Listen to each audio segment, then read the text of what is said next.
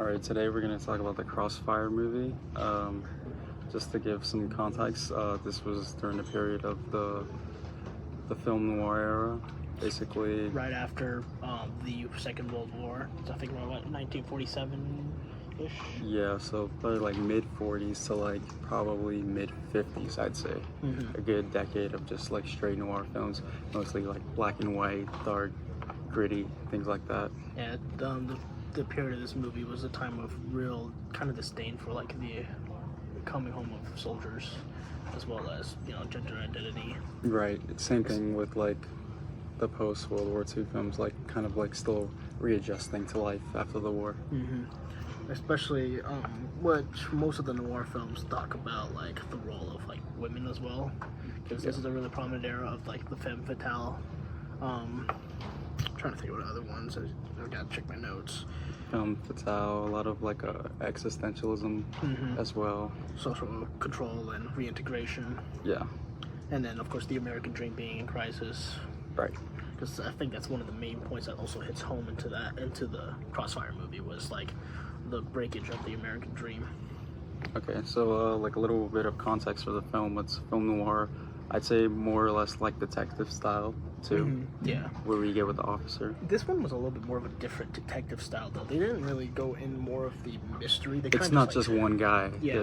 That's literally just the detective that's helping. It's like a culmination of a group of people, because you get like the soldiers to help as well. Especially the main captain, who was overseeing his soldiers, trying to help out, trying to figure out his own interpretation of like what was going on. Right. In a sense, I feel like it's almost like a whodunit as well, because like they're interrogating multiple people at once. Yeah. Almost like you're trying to find out who is the real murderer. It was also interesting that, like, compared to the other traditional like noir tropes, this one just kind of gave you the answer right out of like it was Monty. Like, yeah, I think you could tell really from the first scene, like he was my prime suspect. Oh like, yeah. I mean, usually they say like the person not supposed to show up back to the crime scene, and he shows up immediately to the crime scene. He shows up 3 to 4 times into the crime scene back. Yeah, but like 2-3 minutes in, he's like the first one knocking on the door, making sure what's going on. Yeah, it was. They did not help his character in making it mysterious at all, which was kind of definitely planned. So we see like the intro, and we see like all these like shadows, like, and then you see like kind of like you were talking about before, like the shadow boxing. Right, yeah. So what I noticed about this film, compared to like when I did my film on Laura did have like the whole confrontation where Waldo pulled out the shotgun to go kill Laura. Whereas this movie, compared to that one, the first scene was, you saw the first integration of what I think was like the first setting of shadow fighting, where they used the backlight and shadows to demonstrate an action film without putting in actual action. All right. I don't know if this was like one of the first integrations of that. It could be. I have not done research on that, but for me, it would be like the first experience of that type of cinematography. Okay. So in the film, we see we don't know initially that he's an Army veteran, but he is a U.S. Army veteran dead in the hotel room, and like the suspects could be one of like the soldiers that were in the movie. And they have like quite a few people that they have as like prime suspects, but the character that dies, Sammy, we find out he's Jewish. Yeah. Which becomes the main point for why Monty even killed him, which will go into like the process of immigration and reintegration. And I also like to think that the problem of like the whole views on immigration also comes into the crisis of the American dream, because we can go back to the notes if I remember somewhere on here. So like the veterans' plight reflects America's own identity crisis. You know, the social stability, masculinity, Cold War started just building up more and more. Right. The distrust of immigration, especially the Jews after World War II, was really prominent, even after we learned about the concentration camps. But even then, it's like what in the movie stated, that it was always a problem that they had to watch out for, because like the detective was talking about like his grandfather dying because he was an Irish Catholic, yeah, and that was the only reason why he died. So even before, like after the war and everything, it was still kind of a prominent issue. It's just now that we have soldiers and stuff coming back home, with this movie, it's showing like the big issues now that was kind of pushed down by the war. Right. Within the movie, you get like another like movie, just like the movies that we saw before, like Citizen Kane. You get like a non-linear timeline of the movie because you're doing flashbacks to people's side of the story. You see like suspects, like one of the soldiers, like Keeley, and then Mitch, Floyd, Monty, so others involved. Different accounts of the story that happened at the bar. Then you hear Mitch's story in his account with Monty and Floyd and Sammy. And then you kind of see like this like confrontation between the three trying to get their story straight. Yeah, which is interesting because when they did all their own stories, like each of them had different variations, but for some reason, what I liked was they kept consistently like the fact that they went to the bar, they met Sammy, and they left the bar. It was the confrontation after when they leave the bar that was different for each iteration. Right. Mitch, I think it was Mitch. No, yeah. Mitch walking out because he just needed the fresh air. Yeah. Monty saying like, "Oh, we were just hanging out, drinking some of his liquor." Was it Floyd? Yeah. That was the one that was trying to. That was the thing. That was when he saw Monty get confrontational, and you can see a bit of it in Mitch's too when he was starting to be a little bit mean to Sammy when he was leaving for fresh air. So I kind of liked that little aspect of like the background, showing the flashbacks. It's very interesting. Right. Compared to something like Citizen Kane that just gave us the straight story background. Yeah, it was more like documentary basically. Yeah. This is like within the story world. Yeah. Definitely fits into the whole detective and mystery noir that is prevalent during this era.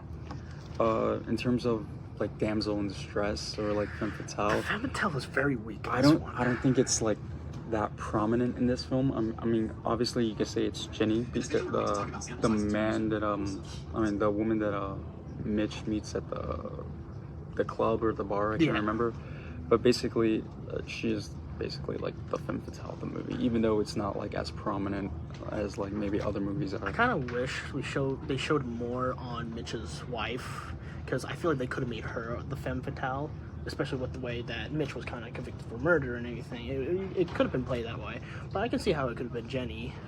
It was definitely a lot less prominent. Well, yeah, there. she has like a lot of like, I guess, pushback. Men like admiring her. So in this case, she is the femme fatale. But you kind of see her maybe turn away from that as she, like towards the end, she kind of like gives in to help Mitch. Right.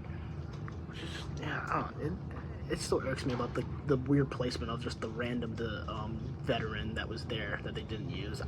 That's still gonna bug me to this day. Right. And then in the case of like Monty and Floyd, they try to like get their own story straight, and they seem like up to no good. And then Monty tells Floyd to keep out of sight, and then he doesn't because he ends up phoning one of the guys. I can't remember his name, but that's basically when our suspicions are confirmed that he's the killer. I know in the movie it talked about how like people like Monty keep the hate like buried deep down until it explodes, like a beach ball, like the beach ball thing they put in there. I wonder if that like kind of shows like memory and PTSD issues. I think so. Because I know in the book, my notes here says like the dominant like main aspect of this one was like PTSD, memory and trauma, flashbacks, amnesia, reenactment symbolizing both personal and national struggles to remember or forget World War II. Like the Monty's whole issue with the Jews and everything kind of maybe came from like one war, and then it brought his PTSD and everything to the like home. So he's technically fighting another war. I don't know how they could have explained it a bit better. Well, once we see like the officer, Captain Finley, his like suspicions of Monty, we see how he already knows, like, 'cause he's seen this before, that it was Mitch that had more of the PTSD with him, because remember he was talking about him hating himself, feelings of depression because he was scared to see his wife again because he was a different person. That's where it was showed more of the PTSD and like mental distraught in the soldiers. Not so much Monty. Monty was just a hateful person. Yeah, which is basically the motive, which is what I was getting to when Finley finds out that Yes. Yeah, we got cut off, so this will be part 2 of this video. We'll continue where we left off. Right. So continuing, we see that towards the end he sets up a trap for Monty to show up to the apartment, even though he writes the wrong address, but he shows up at the right one, which I like. That was really good. Very sneaky, but he was because he was so in distress of being caught. He's so worried and caught up with that he doesn't even realize he's caught up in a trap. Yeah. And he shows up to the right address. Then you see like the final moments of the scene where he tries to escape, gets gunned down, and then kind of like I don't even know how to explain it. Like the ending is just like it was very anticlimactic. Yeah. It was very perfect. unsatisfying. Exactly. Yeah. I wish it didn't, because it was weird too with the way they had it set up, because it was such an empty street, and like the shots were like so accurate. And then you see the two soldiers, Mitch and then Keely, just like walking away. They just walk away. But I guess that shows like maybe kind of like a sense of like the camaraderie between the two. Yeah, I don't know. It could have delved into more of Mitch's psychological issues that he was having, because in the beginning he was scared to see his wife. He was upset with himself with the way that the war had been. He changed. I wish it would delve more into that, maybe like after the movie, because they definitely could have added a little bit more time explaining like Mitch's psychological issues upon seeing his wife and everything. Because we only got like one scenes with him and his wife. Yeah.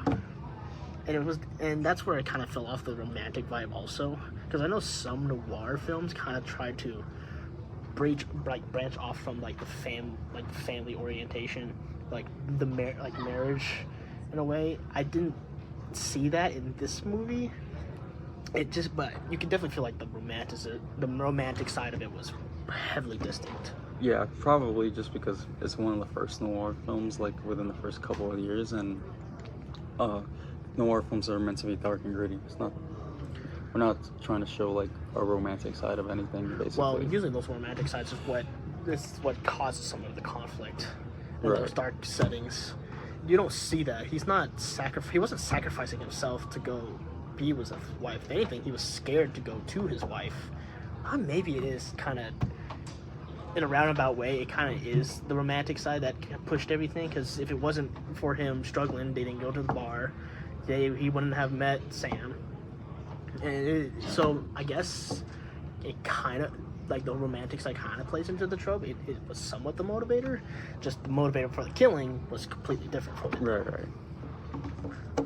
Alright, so that's the like basically overview of the film. Yeah. So in terms of like themes and takeaways, obviously one big one is anti-Semitism. Oh yeah.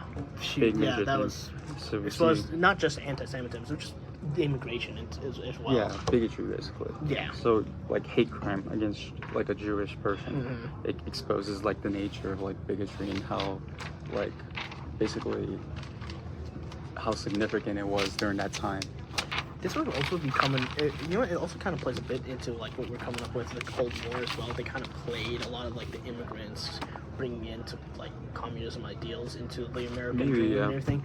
That's kind of what I have in here as one of my notes, saying like noir reflects broader Cold War anxieties, fear of invasion, surveillance, betrayal, institutional control, parallel to veterans' psychological imprisonment. Kind of, that's what I got in my notes here. But seeing like, I can see where the veterans' minds is like, we're being betrayed by these people. Yeah. We gotta watch out for the invasion of immigrants bringing in their ideals into the country. I can see that in the film, but it's hard with Monty, because Monty was just straight up like anti-Semitic. Yeah, his character is just like, I guess, straightforward in the sense there's no like really hiding it, because he was like off from the start. You could see. Shoot, he killed Floyd, who was trying to help him.